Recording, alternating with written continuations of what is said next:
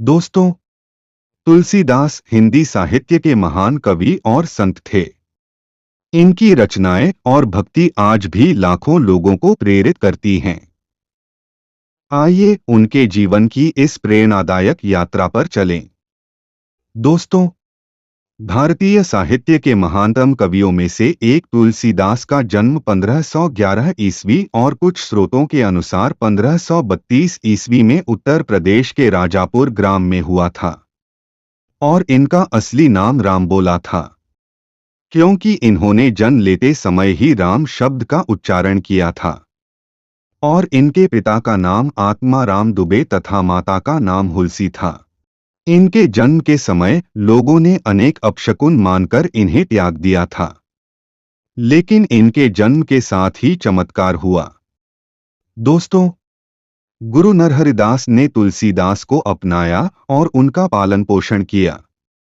उन्होंने तुलसीदास को वेद, पुराण और अन्य धार्मिक ग्रंथों का अध्ययन कराया।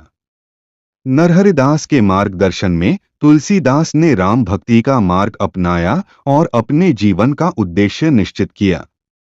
दोस्तों, तुलसीदास का विवाह रत्नावली नामक विदुषी महिला से हुआ था। रत्नावली अत्यंत सुंदर और बुद्धिमान थीं। ऐसा कहा जाता है कि एक दिन तुलसीदास जी घर से कहीं बाहर घूमने गए हुए थे तो उसी समय इनकी पत्नी रत्नावली अपने भाई के साथ मायके चली गईं।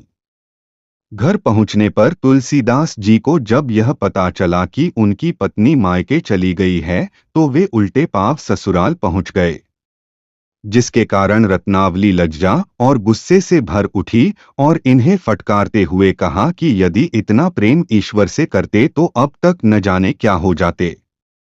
पत्नी की ये तीखी बातें सुनकर तुरंत तुलसीदास जी वहां से लौट पड़े और घर द्वार छोड़कर काशी, अयोध्या, चित्रकूट आदि धार्मिक स्थलों में घूमते रहे और साधु की संगति करते रहे। फिर साधु का वेश धारण करके अपने आप को श्री राम भक्ति में समर्पित कर दिया। कहा जाता है कि तुलसीदास जी को काशी में हनुमान जी के दर्शन हुए और तुलसीदास जी के कहने पर हनुमान जी ने चित्रकूट में तुलसीदास जी को श्री राम के दर्शन भी कराए। तुलसीदास जी चित्रकूट में श्री राम के दर्शन करने के बाद अयोध्या चले आए और यहीं पर इन्होंने रामचरितमानस की रचना की। दोस्तों, तुलसीदास जी ने रामचरितमानस के द्वारा जीवन की अनेक समस्याओं का समाधान किया है। इसलिए यह एक धार्मिक ग्रंथ होने के साथ साथ पारिवारिक, सामाजिक एवं नीति संबंधी व्यवस्थाओं का पोषक ग्रंथ भी है। तुलसीदास जी अपने अंतिम समय में काशी में गंगा नदी के किनारे 80 घाट पर आकर रहने लगे और वहीं पर इनका मृत्यु 1623 ईस्वी में हुआ।